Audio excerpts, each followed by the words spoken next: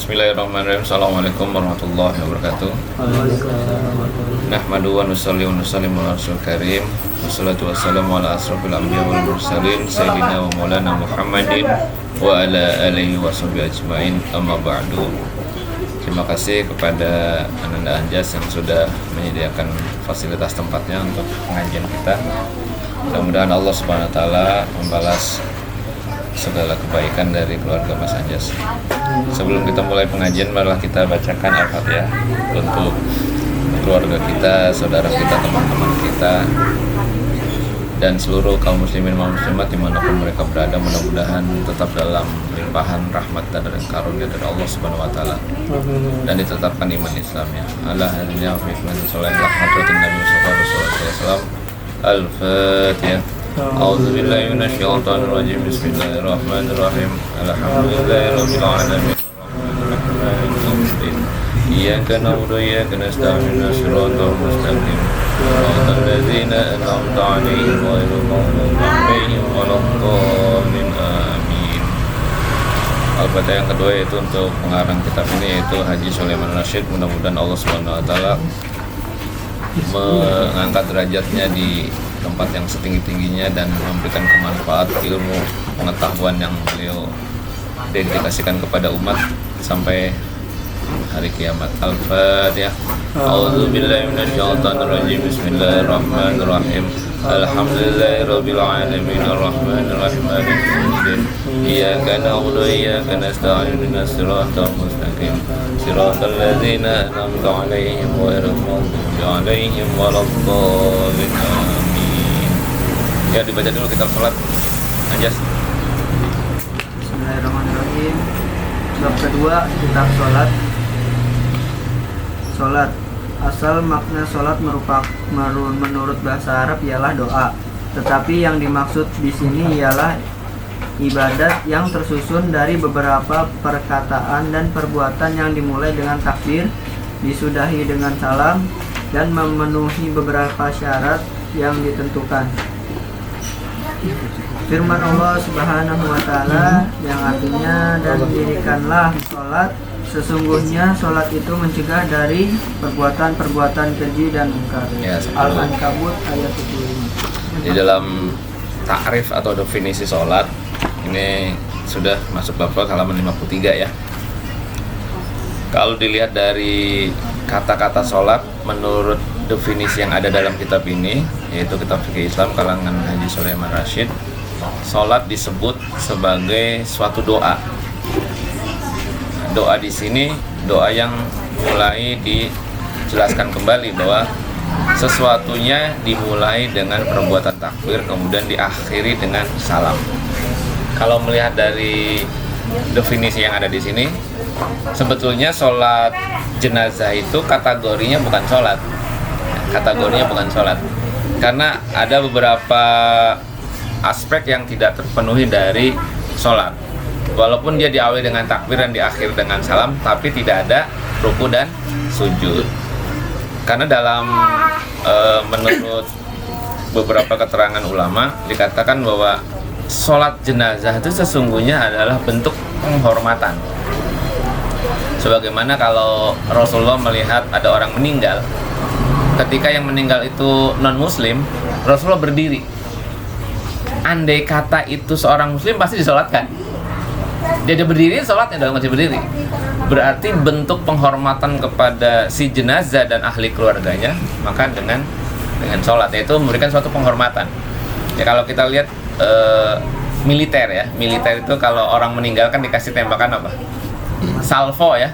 Salvo itu tembakan yang isinya suaranya aja di saat pemakamannya. Itu nembaknya nggak ada yang duduk, berdiri semua. Pun ketika mengheningkan cipta atau ketika dalam posisi memberikan penghormatan terakhir kepada si jenazah, semuanya berdiri. Jadi berdiri kepada jenazah itu adalah suatu penghormatan yang manusiawi, umum. Maka Islam mengadopsi tradisi kebiasaan manusia menghormati jenazah itu dengan kata-kata sholat. Ya tapi isinya berdiri juga, tidak ada ruku dan sujud. Nah, ini mengecualikan dari anekdot tentang Abu Nawas yang katanya sambil ruku dan sujud padahal dia lupa gitu ya. Terlepas dari benar tidaknya kisah ini, cuma jadi anekdotnya nggak apa-apa buat lucu-lucuan lah, bagus. Jadi ibadah itu iya karena katanya banyak dosanya, yaitu anekdot saja, artinya sesuatu itu hanya sekedar buat hiburan lah. Dalam kepahaman kita, dalam keyakinan kita bahwa sholat yang kita lakukan untuk jenazah itu ya tidak dalam rangka menyembah jenazah, ya kan? Tidak dalam rangka menyembah, tapi dalam rangka mendoakan. Makanya dalam setiap sholat itu, dalam setiap gerakan sholat jenazah itu banyak takbirnya. Di dalam kaidah fikih kita terbiasa dengan sholat 4 takbir ya. Sebetulnya takbirnya itu tidak dibatasi. Karena takbir yang wajib itu adalah takbir membaca Al-Fatihah, ya, takbiratul ihram membaca Al-Fatihah, kemudian selawat, sisanya doa semua kan? Gitu. Jadi takbir pertama Allahu Akbar, takbiratul ihram, kemudian membaca Al-Fatihah, takbir yang kedua membaca sholawat, takbir berikutnya doa. Doa-doa terusnya seberapa kali pun silakan saja, tidak dibatasi.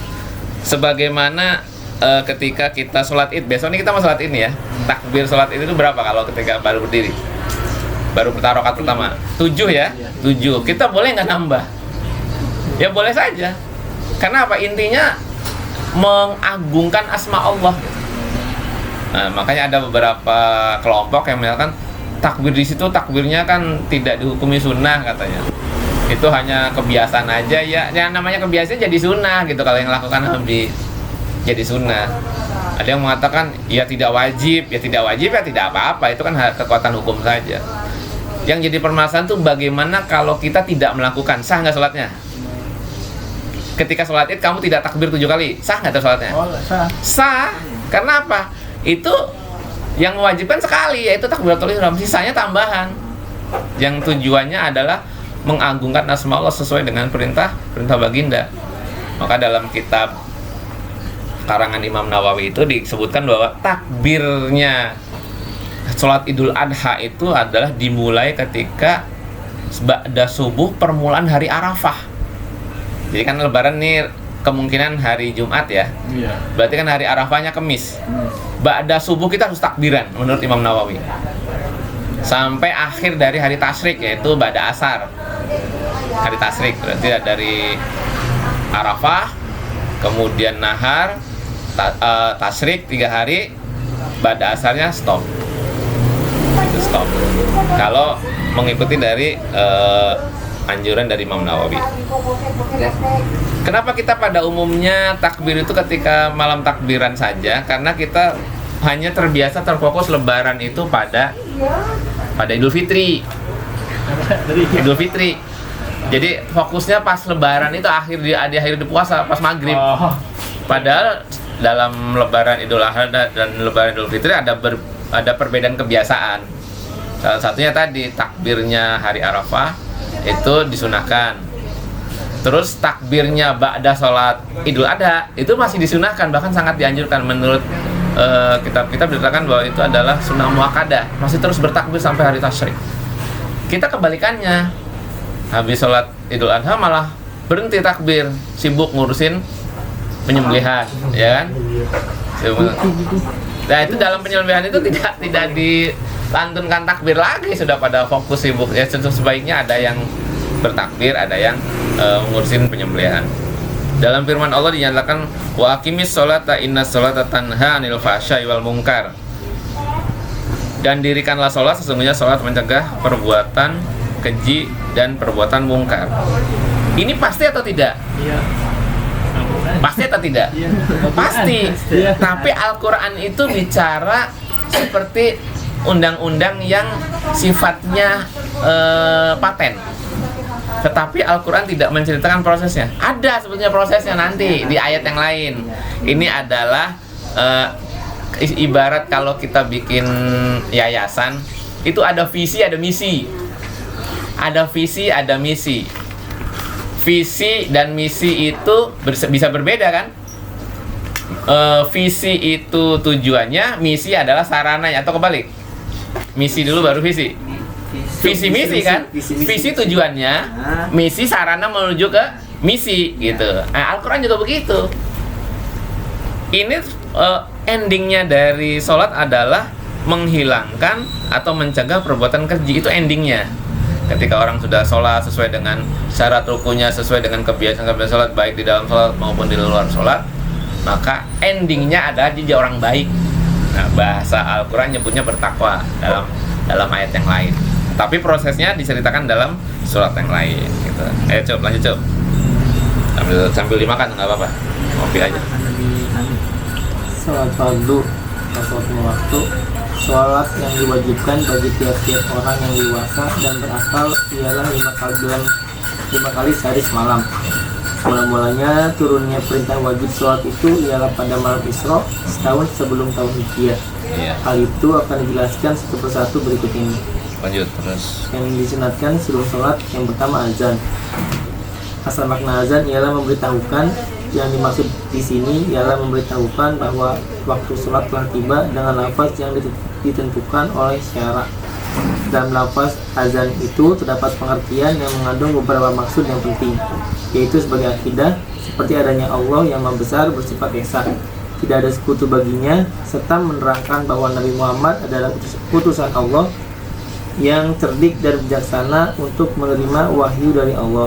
Sudah kita bersaksi bahwa tidak ada Tuhan melainkan Allah dan Nabi Muhammad utusannya, kita diajak menaati perintahnya, yakni mengerjakan sholat, kemudian diajaknya pula pada kemenangan dunia dan akhirat.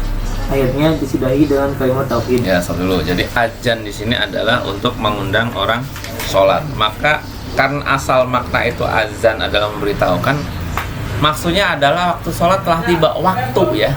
Waktu dimulainya boleh mengerjakan sholat fardu. Berarti ketika belum ada azan tidak boleh mengerjakan sholat fardu. Karena dalam kaidah fikih, usul fikih, ibadah itu pada asalnya, hukum asalnya ada dilarang sampai ada perintah yang memerintahkan kita untuk ibadah. Jadi ibadah tanpa perintah itu tidak boleh. Oleh karena itu ibadah harus menunggu waktunya. Kapan? Waktunya ketika azan dikumandangkan. Jadi azan itu menandakan masuknya waktu sholat. Hanya saja kemudian azan ini diberikan semacam tafsir atau semacam kayak kebiasaan-kebiasaan yang memudaya di kalangan kita. Azan tidak hanya berfungsi sebagai penanda waktu sholat. Dalam hadis-hadis dari Rasulullah SAW, azan itu dianjurkan ketika terjadi kayak angin topan, angin ribut, banjir, musibah kebakaran. Maksudnya apa? Bukan berarti ketika terjadi banjir, ketika banjir terus diajankan banjirnya hilang, tidak. Artinya agar kita tetap ingat pada Allah.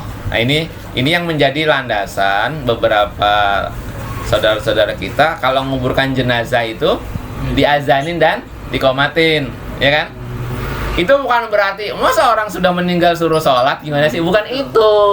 Tujuannya bukan itu. Tujuannya untuk mengingatkan yang masih hidup bahwa sampai mati pun panggilan azan itu akan tetap diberikan istilahnya alert gitu, reminder untuk mengingatkan. Jadi fungsi azan di situ bukan untuk menandakan waktu sholat, tidak, tapi untuk mengingatkan kita. Di situ di dalamnya ada perintah untuk bertauhid, ada perintah untuk menjalankan sholat, ada perintah untuk mengerjakan kebaikan. Jadi di dalamnya itu adalah banyak sekali kebaikan-kebaikan di dalam azan. Bahkan azan pun menurut kitab Al-Azkar diterangkan bahwa disunahkan juga di telinga bayi yang baru lahir. Azan di telinga kanan dan iqamah di telinga kiri. Tujuannya apa? Tujuannya untuk memberikan kesan tauhid kepada bayi yang baru lahir. Ya, jadi bukan berarti wah itu kurang kerjaan aja, namanya bayi diajanin emang denger dan emang mau disuruh sholat, itu tidak seperti itu. Ya. Gimana aja pakai HP? Ngajarinnya pakai HP ya. Kalau kakak, ketika anak kakak lagi ngambek nggak mau azan di musola, tapi ya subuh terutama, itu mesti dia bawa HP. Dia setel itu azan yang dari Madinah atau yang dari Jawa itu disetel di speakernya atau di mic-nya. Itu untuk musola ya, tapi tidak bisa untuk masih, karena musola itu yang ibarat seperti rumah kita sendiri. Dan memang musola yang kakak tempatin itu yang biasa untuk sholat itu semi wakaf lah istilahnya. Artinya masih ada kepemilikan sebagian pribadi dia punya orang. Tapi ketika ada anak yang diajarkan menggunakan HP, seolah-olah orang tuanya pengen anaknya bersifat seperti merek HP itu kali. Iya kan? Dalam HP itu ada aplikasi-aplikasi, ada apa lagi? Iya kan? Fitur-fitur gitu. Ya, jadi orang tua nggak siap dia kayaknya itu. Sebetulnya kenapa kita memperdengarkan suara kita kepada anak yang baru lahir dari ayahnya, agar kedekatan emosional antara ayah dan anak itu dapat gitu, agar dapat. Ini pengalaman kakak waktu kakak baru punya bayi ya. Kemudian bayi itu baru mendengar, yang dia dengar itu suara kakak. Ketika dia melihat, yang dia lihat adalah muka kakak. Dia cenderung kedekatan dengan kakak lebih kuat dibandingkan dengan orang lain. Ketika ada orang-orang yang memberikan suatu kabar, maka dia tidak begitu langsung yakin percaya, karena Waalaikumsalam warahmatullahi, karena itu bukan orang tuanya. Dia yakin itu bukan orang, karena dia mendengarnya bukan dari langsung ketika awal kali dia mendengar. Makanya kalau kamu nanti punya anak baru-baru lahir itu jangan sering-sering dititipin ke orang. Takutnya itu suara pertama kali dia mendengar itu suara orang lain. Dekatnya dengan orang lain itu berbahaya. Ya. Jadi kembali lagi ke fokus bahasan, tetap disunahkan itu yang azan adalah kedua orang tuanya ya. Kalau nggak bapaknya ya ibunya. Afdolnya menurut suatu keterangan dia mengatakan kakeknya. Kakek, karena kakek itu secara nasab katanya lebih kuat. Ya nggak apa-apa sih mau kakek, mau orang tua, mau siapapun, yang penting masih ada hubungan darah secara dekat dengan anak kita. Jangan tetangga. Jangan tetangga. Ya. Minimalnya kalau kita nggak bisa ajan, ya minimalnya adik kita kandung gitu ya, atau kakak kita, atau budeh kita, paman kita, pak ali kita gitu. Ya, jangan sampai orang lain. Jadi banyak sekali makna azan yang bisa kita ambil hikmahnya. Jadi jangan terlalu saklek memahami azan hanya untuk sholat gitu. Jadi boleh saja ketika kamu dalam keadaan tidak nyaman perasaannya terus azan gitu ya, silakan saja sebagai bentuk untuk kembali kepada Allah, nggak apa-apa. Jadi bagaimanakah hukumnya mengazankan jenazah di kuburan? Ya silakan saja. Berarti bid'ah dong Kak? Ya bid'ah itu pemahaman kita sebagai apa? Kalau kita memahami bid'ah adalah sesuatu yang tidak pernah dibuat Rasul, banyak dilakukan sahabat tapi tidak dilakukan Rasul. Contoh, membukukan Al-Quran, dikumpulkan. Rasul nggak bikin itu.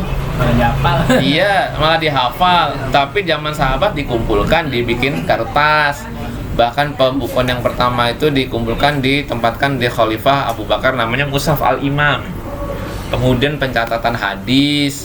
Kenapa pada zaman Rasulullah hadis dicatat, ketika di zaman kalau nggak salah tabi'in atau sahabat itu justru malah dicatat. Pencatatan yang sistematis itu adalah dimulai ketika Imam Abu Hanifah, itu secara sistematis. Kemudian lebih sistemis lagi adalah ketika masanya Imam Malik dengan kitab Al-Muwatta'nya. Ya walaupun di dalam kitab itu masih bercampur antara sabda Nabi dengan pembicaraan sahabat, ya masih tercampur. Kemudian lebih spesifik lagi sistematika dalam penyataan hadis adalah ketika periodenya Imam Hambali, kemudian punya murid-murid yang sangat potensial dalam bidang hadis, yaitu Imam Muslim, Imam Bukhari, yang semuanya membuat tatanan hadis yang lebih modern gitu. Ada yang dimulai dari kitab Toharoh, ada yang dimulai dari bab ini. Semuanya sangat sistemik, sangat bagus. Itu zaman Nabi tidak ada. Kalau kita mengatakan itu bid'ah, masa kita menyalahkan Imam Bukhari yang kemampuan kita nggak ada apa-apanya dengan beliau? Jadi tergantung kepentingannya dulu. Bid'ah itu ada istilahnya, ada perkara-perkara yang dilarang dalam hal-hal yang pasti, yang tidak bisa dikompromikan. Artinya tidak ada sisi pembahasan tentang maslahat atau mudorotnya. Contoh seperti sholat, nggak bisa kita mengurangkan waktu sholat, nggak bisa kita mengurangkan jumlah rakaat sholat, karena itu sudah pasti. Nggak boleh direkayasa, nggak boleh otak-atik. Iya.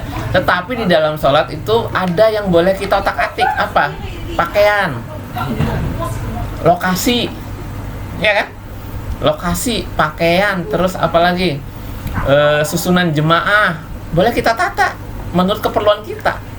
Misalnya Nabi mengatakan bahwa kalau sholat jemaah itu setelah imam, kemudian jamaah laki-laki, baru jemaah perempuan. Sebelum jemaah perempuan ada jemaah anak-anak. Kita tata, perempuan paling belakang. Bagaimana kalau dirubah, perempuan ada di samping kanan atau samping kiri? Ya boleh saja, silakan saja. Yang penting intinya ada imam, ada makmum itu. Artinya hal-hal yang sifatnya teknikal itu Nabi tidak atur itu. Makanya dalam sabdanya Nabi mengatakan sallu kama ra'aitumuni usolli. Salatlah sebagaimana kamu melihat aku salat. Artinya Nabi itu memberikan keleluasan dalam perspektif salat. Kamu melihat perspektif salat itu dalam sisi apa? Misalnya dalam sisi pakaian. Kalau kita saklek harus pakai jubah misalnya ala orang Arab, ya tentu bingung. Kita orang Indonesia yang hobinya pakai batik, orang Indonesia yang hobinya pakai kemeja atau pakai baju kaos gitu ya. Karena dalam esensi sholat kan intinya menutup aurat dulu, baru bentuk-bentuk pakaian yang disukai oleh Rasulullah. Tapi esensinya itu menutup aurat dulu. Bisa saja misalnya kita hobinya menutup aurat menggunakan daun misalnya, baju yang diciptakan dari daunnya, silakan saja, tidak ada masalah. Ya lanjutkan Mas. Nah Rijal, salah nih Rijal. Ajan dimaksudkan 54. Sambil dimakan nggak apa-apa. Yang sunnah ya? Ajan dimaksudkan 54. Ajan dimaksudkan untuk memberitahukan bahwa waktu sholat telah tiba dan menyerukan untuk melakukan sholat berjamaah. Selain itu untuk mensiar agama Islam di muka umum. Langsung artinya ya. Artinya, hai orang-orang yang beriman, apabila diseru untuk menunaikan sholat pada hari Jumat, maka bersegeralah kamu kepada mengingat Allah atau sholat, dan tinggalkanlah jual beli, yang demikian itu lebih baik bagimu jika kamu mengetahuinya. Apa saja? Lengkap ya? Lewat aja. Kalau azan sholat subuh sesudah hayal al-falah ditambah dengan as-sholatu khairum minan naum. Iya. 2 kali. Ya, cukup. Di sini ada suatu ayat yang menyatakan ya ayyuhalladzina amanu idza nudiya lis-sholati min yaumil jumu'ah fas'au ila dzikrillah wa dzarul bai' dzalikum khairul lakum in kuntum ta'lamun. Dalam ayat ini dikatakan bahwa orang beriman diminta untuk mengerjakan sholat pada hari Jumat, dan untuk tujuan dari sholat tersebut adalah itu sebagai sarana mengingat kepada Allah dan sarana untuk kembali. Artinya kita jangan sampai melupakan aktivitas mengingat Allah. Nah, aktivitas mengingat Allah ini harus disimbolisasikan dengan cara apa? Dengan cara sholat. Bisa saja kita tidak dalam kondisi sholat, tapi kita ingat pada Allah, bisa. Tapi ada waktu-waktu tertentu yang kita diminta untuk ingat secara bersama-sama gitu. Ya dalam sholat berjamaah itu. Dan juga tinggalkanlah jual beli. Maksudnya tinggalkanlah jual beli adalah kita mengistirahatkan aktivitas yang menjadi rutinitas kita. Ini bisa difahami ketika kita tidur, kita bisa hentikan tidur. Artinya kita bangun sholat subuh. Ketika kita sedang bekerja, kita hentikan istirahat. Dan juga Al-Quran sudah mengerti kapasitas manusia dalam suatu aktivitas. Ketika aktivitas dimulai itu ba'da subuh, maka aktivitas itu harus segera dihentikan ketika azan zuhur. Artinya apa? Kapasitas manusia sampai di situ saja.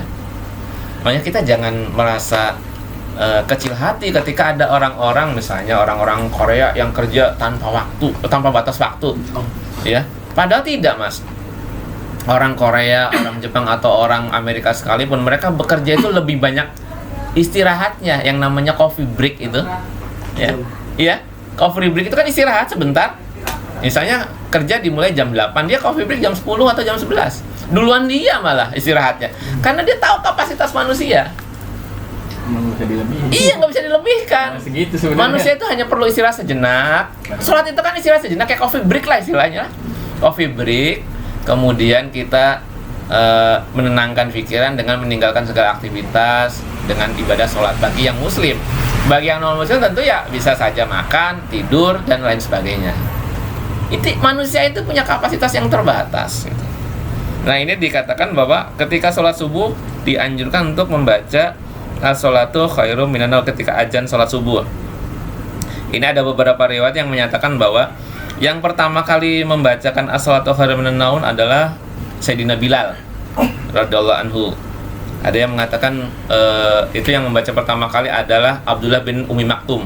Sebetulnya dua-duanya itu muazin. Dua-duanya muazin. Ya bisa saja dua-duanya memang baca, mengikuti saling tradisi kepada satu dengan yang lainnya. Itu kalau yang Abdullah itu siapa Pak? Ya, Abdullah bin Umi Maktum. Iya, siapa itu? Sahabat Nabi. Sahabat Nabi.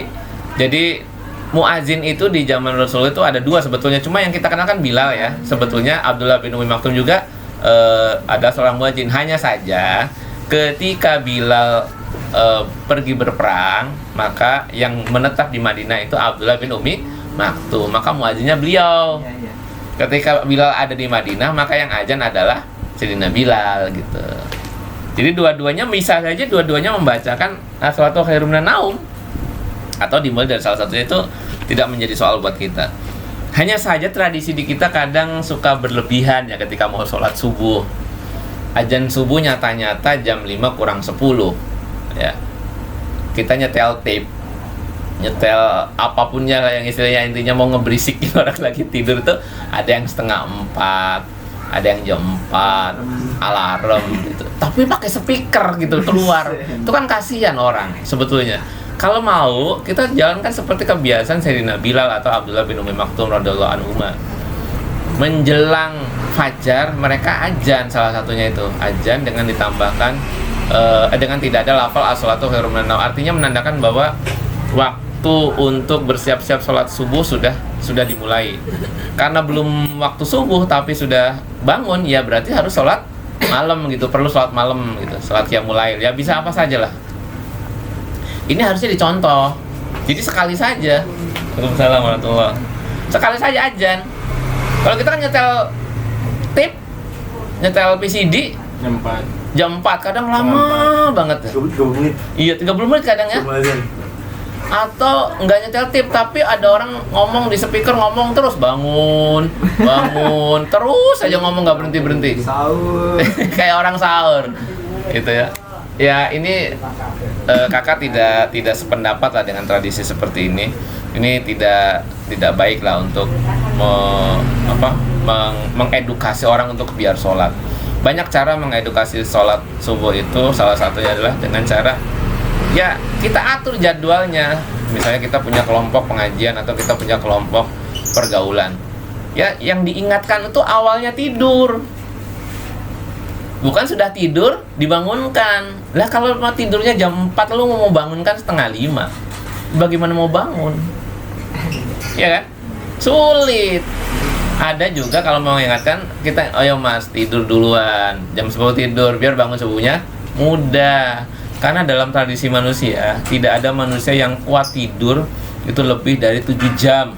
Itu lelah, mereka pasti bangun, bahasa Betawinya mendusin ya. Pasti bangun, apakah kencing atau BAB atau apapun lah, tapi pasti bangun karena lelah tidur itu, capek, itu aktivitas kan, pasti bangun. Kalau starting awalnya tidurnya bagus, artinya tidak terlalu larut malam, maka subuh tanpa dibangunkan pun mereka bangun sebetulnya. Hanya tinggal dikasih sentuhan sedikit dengan azan gitu, nah, langsung mereka bisa ingat. Nah, sampai di sini kakak tutup dulu ya, nanti sebelum dibuka sesi pertanyaan. Kakak cukupkan pengajian pada malam hari ini sampai di halaman 54 ya, pembahasan tentang sholat. Mudah-mudahan Allah Subhanahu wa taala memberikan kita rahmat dan hidayahnya, taufik dan petunjuknya kepada kita, agar kita bisa memahamkan dan mengajak kepada saudara-saudara kita untuk sama-sama mempelajari ilmu sholat. Kakak tutup, subhanakallahumma wa bihamdika asyhadu an la ilaha illa anta astaghfiruka wa atubu ilaik. Assalamualaikum warahmatullahi wabarakatuh.